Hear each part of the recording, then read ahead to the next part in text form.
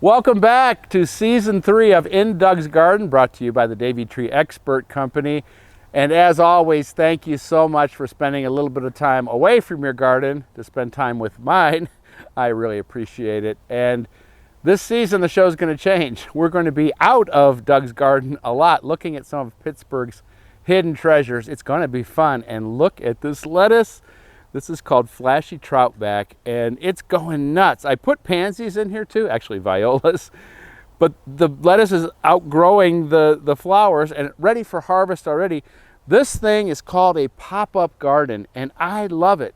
Somebody sent it to me last year to try, and you've got this big container here and these little ones on the side, and all we need is a little bit of water, and we're filming with rain on the way. So let's kick around in the garden before we head out to our first Pittsburgh hidden treasure. So one of the most important things in my garden is succession planting, continuing to plant certain crops. We've got that nice flashy troutback lettuce up there, and just a 6-pack of really nice looking butter crunch. And if you look at them, this is what I love. Come on. I've got like 3 plants in here, and since we've got a day where we've got partly cloudy and soon rain coming, I wasn't going to plant today, but when I heard rain was coming, this is the perfect time. I would never split these apart and plant them on like a sunny hot day, but on a day like today, we put compost into this fabric pot. This is called a root pouch. It is made out of recycled water bottles, which is a good thing, and I've got some like 15-gallon ones. This is like a 200-gallon one. And I'm hoping that this lettuce will do as well as the lettuce that's going up in that container here. I have had trouble with deer getting into this garden, and we'll talk a little bit about this, but so far, crossing fingers, no rabbits. That's why first I put that lettuce up high in the pop-up garden, but I haven't seen any evidence of lettuce. I haven't seen any evidence of rabbits, and so we're going to give it a shot here. And if this lettuce doesn't make it, we'll know who's eating it. Not even going to bother watering this because, as I said, we got rain on the way, and this is going to make a nice carpet of butter crunch. Butter crunch is such an awesome lettuce. It's basically a butter head, just a little head, and there's nothing like homegrown lettuce. I'm going to have more lettuce than I need here. I'm going to have to find someplace else for it. Put you in here. This is always a tendency, and I do this all the time, even though I know better. I love having this spring lettuce. Well, I'm going to save these for someplace else, and there we go. Oops, you need to go in too. Well, there's 2 of you. All right, come on down here. And one more back here. All right, we'll see what happens, and I'll find a place for these. You should grow this, really.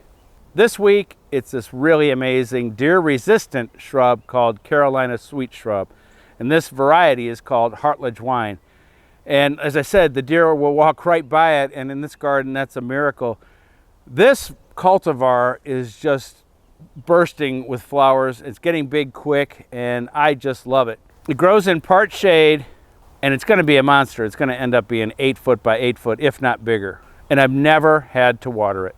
My latest passion project is garden art. I call this Ocean Blue Waves. It simulates the most powerful force on the earth, water. When the wind blows, it simulates the waves in action.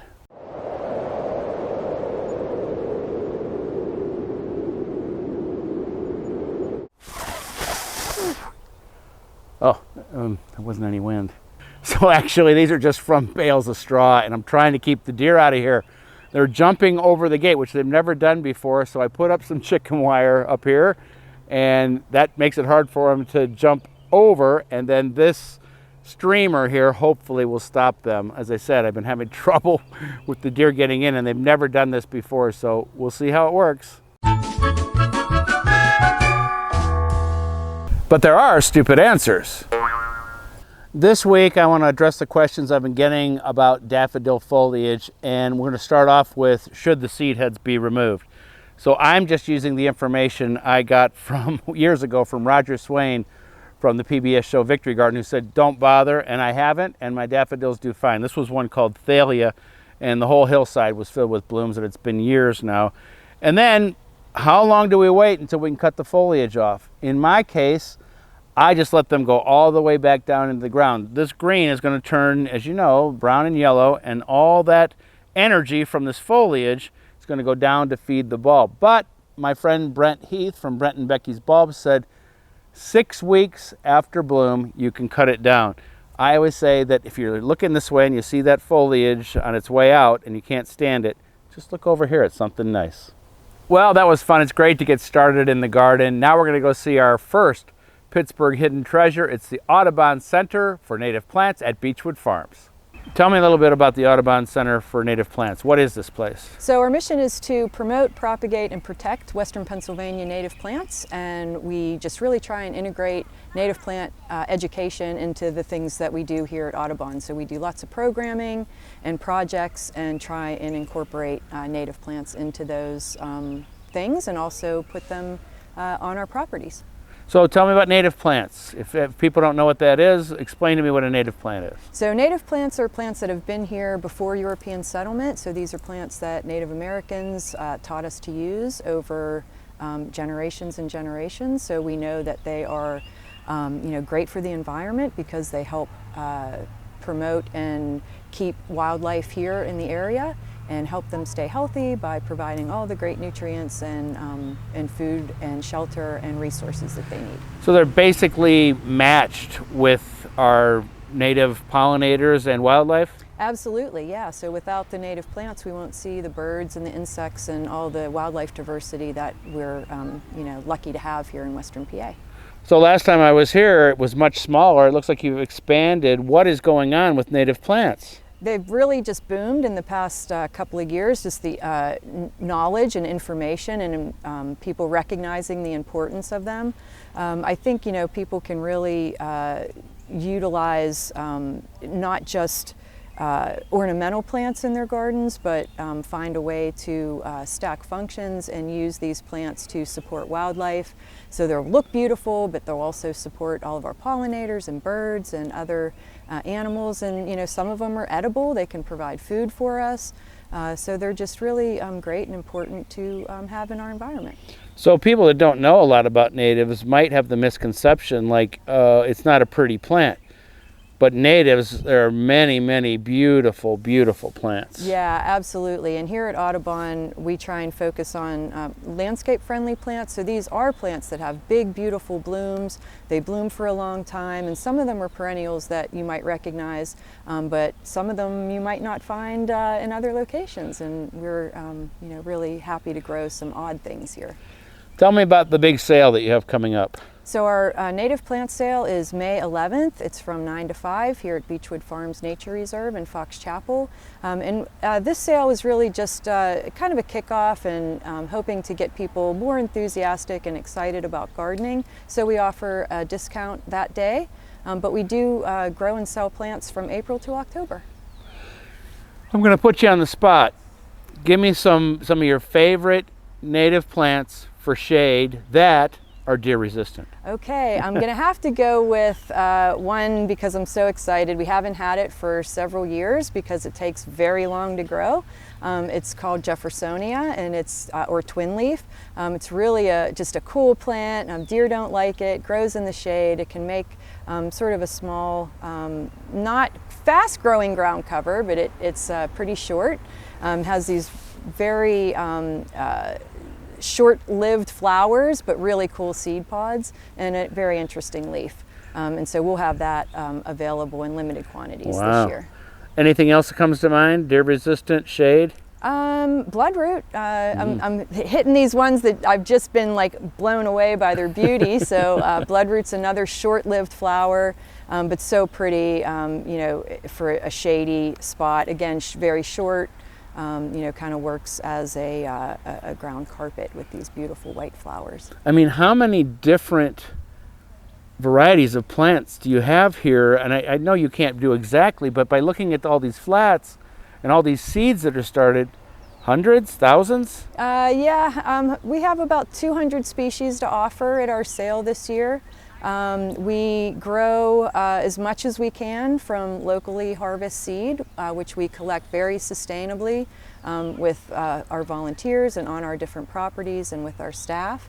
And so those plant populations we try and keep as local as we possibly can so that we have really great genetic diversity. Okay, a couple sun lovers that are deer resistant. Oh, deer resistant sun lovers. I'm going to have to go with Monarda fistulosa this year. Yeah. Oh my gosh, beautiful plant. It's very easy to grow, supports so much wildlife. It's a great food for bees, butterflies, hummingbirds, and it'll spread through the garden and just make a wonderful tea. And it's just a fantastic plant. One more. Culver's root is a really amazing plant. It's really overlooked and underutilized in the landscape. It has these amazing whorled leaves. It kind of looks like a star. And then it has these big candelabra flowers that bloom in the summer. And again, bees, butterflies really love it. And it's a big, bulky plant. So it gets maybe 4 or 5 feet tall with these spectacular flower blooms. How long you've been doing this, and why is this job right for you? Oh, so I've been in the green industry a little over 30 years, worked in all different facets. I really love what I'm doing here because I'm a big environmental advocate, so I realize the importance of native plants and how doing things at a grassroots level, like literally, can really make an impact. And I think looking at our certified backyard habitat program is a good look at what we can do as a community and as individuals.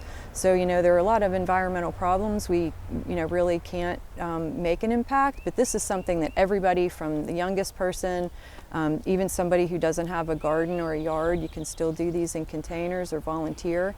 And this is where we're creating habitat, we're helping stormwater issues, we're helping to reduce flooding, and we're creating a much more healthy environment for the people who live in Western PA. Now it's time for Talking Trees from the Davey Tree Expert Company. I'm joined by Rob Kruljac. He's an assistant district manager at the North Pittsburgh office of the Davey Tree Expert Company. And Rob, I love having you come here because you can solve all my problems. One at a time, one at a time, yes. And I've got many after this, don't worry. Yeah. But this Rosa Sharon, first off, I brought it from my old garden, believe it or not. Wow, okay. Transplant. Is that a good thing or a bad thing? Well, Rosa Sharon? yeah. Try to keep it right here. Okay. Yeah. It has special memories, okay? You have Yes. kids playing basketball, the whole bit. Mm-hmm. But look at it. It's leaning. What are we going to do? Listing. Well, we have some staking material with us, so we can try to bring it back up to more of a plumb and put a stake in it. The chances of that tree re-rooting and really stabilizing itself and not just relying on the stake later are pretty low, but I think you should give it a try and see what happens. So normally for staking, you're saying that's for freshly planted, just to kind of keep it where it's at for a while till the roots get established? Exactly, like a year, typically one growing season or one full year from the time it was planted. Then we advise to take that staking away so that the tree gets used to having its own roots and not relying on the stakes for support. So how long is it going to take to get this thing staked and ready? Just a few minutes, yes. I'll be back with the right tools. All right. I'll get started.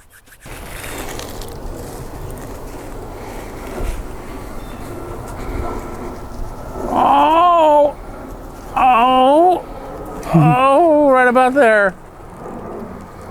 Still look good? Yep.